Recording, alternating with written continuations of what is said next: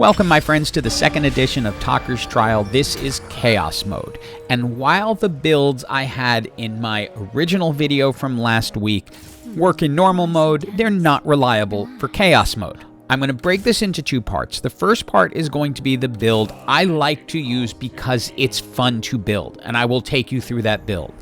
The second part will be how to maximize your score to absolutely ridiculous levels.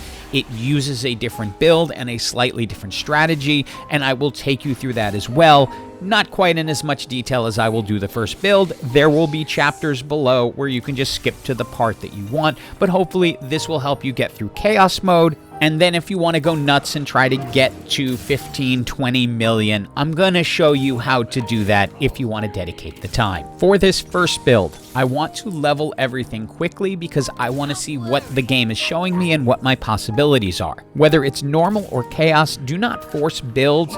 Try to go with what the game gives you. Here, we got Honeymancer. And the other part of the equation is going to be the items that you get. And you're not sure at this point because you've likely only gotten one item. After this round, you're going to get an orb with some more items in it and then an anvil. And also in Chaos Mode, you have on your bench a Masterwork emblem, which is going to be key because then you can make a super powerful item. At this point, I'm pretty sure not going dragon shapeshifters. So with Honeymancer, it's ultimately going to rely on VEEgar. Yes, that's how I pronounce it. VEEgar. Deal with it. These early rounds are pretty easy. You just want to make sure you have enough champs out, which is why I tend to level early just to make sure I can get through them. The real key is to watch what items and champions you are getting access to. If you are getting access to shapeshifters and dragons, go with it. If you are getting access to Honeymancers, go with it. The Rabadon's Deathcap, that is the item you're looking to make, because when you can make that, you're going to have a lot of power. In Stage 4, I look to be at level 5, and that is so I have a decent chance of rolling 3s. Also, if I've already got it, I'm going to create the advanced Rabadons, because that is going to be a lot of power, and that's going to be absolutely key for this build. And if you leave yourself at about this point, you then should be able to go to level 6 in Stage 1-5, and that's pretty useful. But first you have your first set of augments, which for this particular build, team building is really good. I'd probably still take Thrill of the Hunt, and it hurt my soul to see a Nasus down there because that would have fit great into Shapeshifter Dragons. That's what you're looking for, but alas, it wasn't to be. But we did get a VEEgar, so we can level up, bring out VEEgar, and then pick up a second tier for the blue buff and then move all the items over. Having a strong VEEgar is going to be key, which is why we want those champion duplicators. We need to get to gold 3 stars, period. But it's a lot easier to get to a gold 3-star VEEgar than it is a gold 3-star Nasus. To maximize VEEgar strength, we're going to combine Mage with Honeymancer, which is going to make it as powerful as possible, especially if we hold on to items and maximize item greed, which is a good element of your score. And we'll speed all this up. Chaos Mode is not that much harder than normal mode, at least in Stage 1. Stage 2 and 3, it's going to get a lot different. My overall goal with this specific build is to get to level 7 as quickly as possible, and that will allow two things. Number 1, it's going to allow me to bring in the third mage. Number 2, it's going to give me the best shot at rolling 3 costs, which means more VEEgars. So now that we have enough, we're going to go ahead and level up, get to 7, put out Vex, and now we have our 5/3 mages, and that is going to allow us to efficiently use our rerolls for the best shot at VEEgar, and then also carry us through into Stage 2. And normally I wouldn't recommend this, but I went ahead and used a lesser champion duplicator to make a 2-star VEEgar because I have a charm in the shop that I can get that will give me an additional one. I do have one more coming later as part of the augment that I took in the first round. And at this point, it's just follow along, because you're going to win these fights if you have a 2-star VEEgar with an ascended Rabadon's Deathcap, and 3 mages. Keep using your free reroll because you have a 40% chance to roll 3s, and then just continue on. These should not present much of a problem as long as you have VEEgar to 2 stars and you have the 3 mages. You will blaze through these fights. We switched out for Galio because Galio will also give us Vanguard along with Blitz, which will just give a little extra time for the front line, but ultimately, the double casting from VEEgar, it's gonna get the job done. The thing we need to complete our VEEgar items is the Sparring Glove, because then we'll have the Jeweled Gauntlet, which will just, pretty much finish it off in terms of items. We still have to get to a 3-star VEEgar.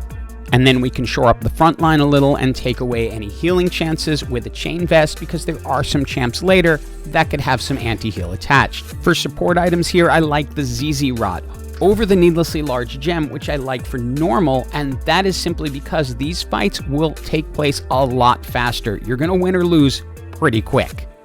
We used our 1 free reroll, grabbed an additional VEEgar, but otherwise we're going to try to hold on to as much money as possible because we're going to want to level up later in this match. Now, this particular fight can be a real pain in the neck with the Shapeshifter Dragons if you don't have a 3-star Namzi and 2-star Nasus, but as you can see with this particular build, it's really not that much problem. Now, this one I usually find to be easy with the Shapeshifter Dragons, but with this particular build, it gets a little more scary. It depends ultimately which Shen is left alive. If it's the one with the Dragon's Will, yeah, it might get close. And we are now 1 VEEgar away. Yeah, I'm going to keep saying VEEgar. And we picked up a Nami who can come in a little bit later. That won't get us to 5 mages, obviously. This fight, not going to be a problem in any of the builds. It's time for the second set of augments, and I like those healing orbs right off the bat because that takes care of not taking Thrill of the Hunt in the first round, and it will give us some burst healing, and then we get our gold 3-star VEEgar. Now, we happen to roll a Smolder, so we're going to lock for it because taking it now would take us under the extra interest, and we want to hold on to that. This fight will not be a problem with the gold 3-star VEEgar. We're likely good until into level 3, where we might end up with a problem. But I want to pick up Smolder because there is a level coming up that we can make really good use of it, and you'll see it when it comes by. And we lock the shop in this case for that Charm because we're going to be able to get a 5 for sure. It might be good, it might not. This is why I love the extra burst healing. This might have been a lost, but for those extra 450s. Now that we are through with this, we can at least take the Charm and see what 5 cost we get. And this is the additional mage that we're going to want along with another Nami. And we've been holding a lot of items on the side, and we also now brought in Vex as the main tank, attached Yuumi to Vex. But we've been holding a lot of items on the side because that brings up our item greed. And VEEgar scales with item greed. So the more items we keep on the side, the stronger he's going to be. We lock again for Nami because we want to keep that 5 interest, but these are not fights I'm worried about where I would be in the Dragon Shapeshifter build because they can be tricky, but they are over so quick here thanks to VEEgar's casting. And fights become even easier when you have low numbers of champions. As you can see here, it's just devastation in mere seconds. And we're following the same general strategy at this point. Use our 1 roll, see what we can get, use the rest of the money to level. And I don't know how many of you play VEEgar in Earth, but this is kind of what it feels like playing that, because once you get over 1300 AP and you just are something, it disappears. And again, these fights with relatively few champions don't really concern me that much. Once the giant Nasus goes down, which takes a little doing, the others are very quick to follow. And this is an exciting part of the match because we're going to get to level up after we pick our items. We're going to go ahead and grab the Rabadon's Deathcap for Nora and Yuumi, and then hopefully get an additional tank item for Vex, which the Dragon's Claw will do quite well for. That will protect her from magic. Then we can level up, and this will now get us to the 5 mages, which is all we need to go through here, because at this point, the build is pretty close to winning. But I'll tell you right now, this is chaos mode, so you're going to need something special So we're not going to just roll down. We'll use our rerolls, see what we can get, and then level up and try to go for 10. And again, this build is just infinitely unfair to low numbers of champions because VEEgar is going to just wreck them. This fight I also still haven't found challenging in either incarnation of it, either normal or chaos. I'm able to get through it with pretty much any build that I can get to this point, which are a lot of the ones I have shown in the other video. But look, here's the reality. Luck is going to play a factor in this, and we just got Morgana, which is absolutely key for what we want to do here. This will give us enough gold to go up to 10, which we're going to go ahead and do now. And we are going to 10 because, as Wilford736 says, Morg is broken, and this is the fight for it. So you want to move your damage items onto Morgana, so we're going to take them off Nora with our magnetic remover, which is golden, so we can do it over and over again. Move them onto Morgana because the more she's able to kill, the more smolders we can get, which is why I picked up that smolder earlier. We can also go ahead and turn someone into witchcraft now that we have Morgana, just because why not? And I'm hoping that Morgana can get a lot of takedowns here. Now, it's not guaranteed she's going to get a smolder for each takedown, but I'm hoping we get a bunch. Unfortunately, we just end up with one additional smolder, but we now are able to get a 2-star Morgana. And since she is up at 2 stars, I'm going to go ahead and keep the items on Morgana because she can be an income generator for us as well. Even if we don't want any of these champions, if she happens to get takedowns, she might give us additional champions on our bench, which we can then, well, sell for money. And in this case, a decent amount of it. Then it's time for the final augment. I'm really hoping for new recruit. Once I saw it, I don't know why I bothered rolling. There was nothing else I was going to take because this allows me to put Smolder into the fight and gives me an additional champion duplicator. Now this is a fight that's almost impossible with the shapeshifter dragons because they don't do damage fast enough unless you have a 2-star smolder with lots of items. But with VEEgar just pouring it out, we're able to get them down before they can scale out of control. And I'll save you all the rolling. I'm basically rolling down everything. Just remind you to switch your front and back line for this fight, especially in this one. It will be over pretty quickly. Small number of champions against a 3-star VEEgar. Yeah, it's not going to matter. They're just going to go down. I'll save you a ton of rolling as we continue to level up. We're getting close to our gold 3-star champs, but this fight's very difficult because they can get stuck on the training dummy and we actually end up suffering a loss. But we're well poised to finish this off because we have 2 champion duplicators and we now have 2 2-star Noras and we have a lot of smolders. And I'm going to hyperspeed the rolling here, but the idea is we're buying 5s here and there to pick up to reduce the amount of 5s out there so we can hopefully get to a 3-star Nora or smolder, which we finally get the 3-star smolder. And if you've wondered what a 3-star smolder can do, it's pretty much just destroy everything very quickly. And then we go ahead and play the same game of buying and selling. You're buying 5s to reduce the pool, keeping some on your bench, then selling them when you need to try to get the one that you want. In this case, we end up getting Nora and Yumi up to the gold 3 stars, then roll through the rest and end up with a Nami as well. Now here's the deal. I find this build and the Shapeshifter Dragon fun to play because I feel like I'm building something and that I am working with the game to craft a team, which is what TFT, especially in the early seasons, always meant to me. It was about figuring out your champions, items, traits, classes, working them together to make the best team possible to accomplish the goal. And doing it this way, that's fun for me. You'll win, you'll break 2 million. But let's say you want to go for score. There's a whole other strategy for that, and we're going to get into it right now. This strategy starts with Warwick. And your singular goal is to get a gold 3-star Warwick as quick as possible, so you are going to reroll everything and pick up all of his Vanguard buddies that you can find along the way. Along with Warwick, you want some key items. Rageblade is going to be one of them, and that's the one you're going to masterwork into its radiant form.